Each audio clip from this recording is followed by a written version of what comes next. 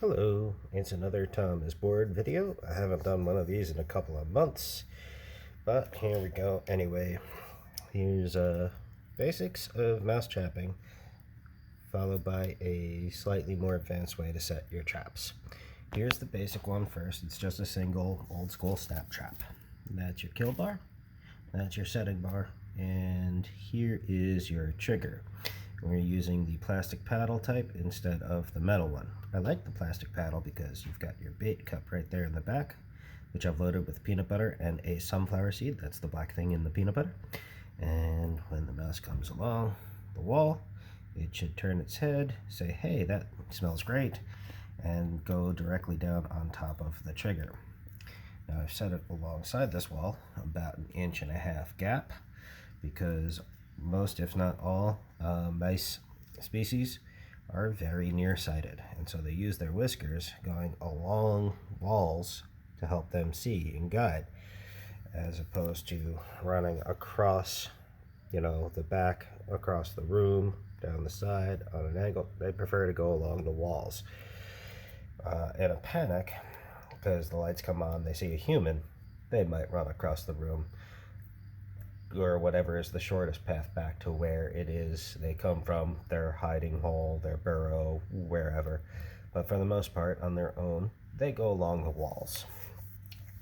Now, if the mouse, the reason it's set like this against the wall is because it's a high probability of how the mouse will get to it. The mouse is not likely to come from this angle or the back, and those would be bad because the trap won't go off right. It can toss the mouse away from the trap, or might only snap down on the mouse's paw. Just not really great ways to kill the mouse, and a lot of times you get an escape that way. Now let's move over to the more advanced trap setup.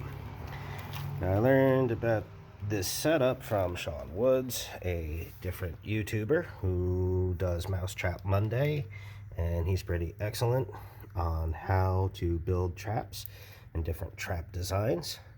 I'm going more over functionality right now, though, why it works. So this is just a box with a hinged lid, and he can tell you all about it on his channel, and how to make it and why it works and all the different successes he's had with it.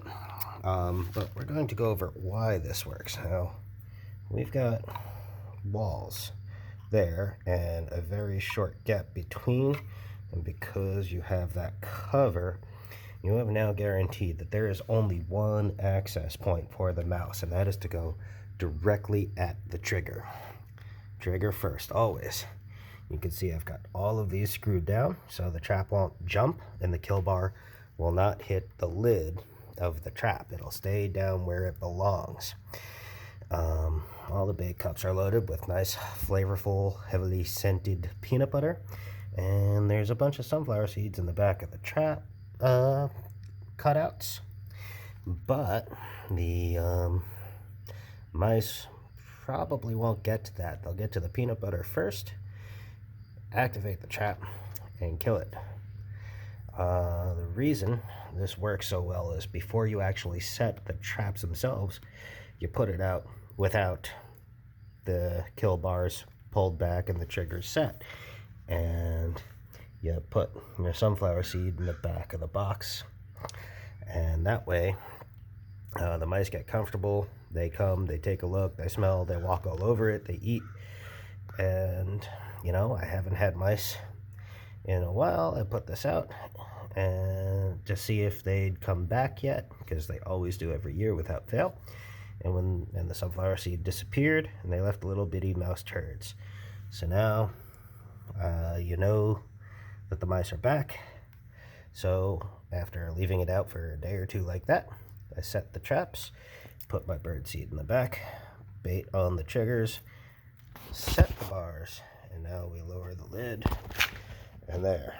And you leave it out, and if you have a lot of mice, all 4 of those traps will be set off in a single evening.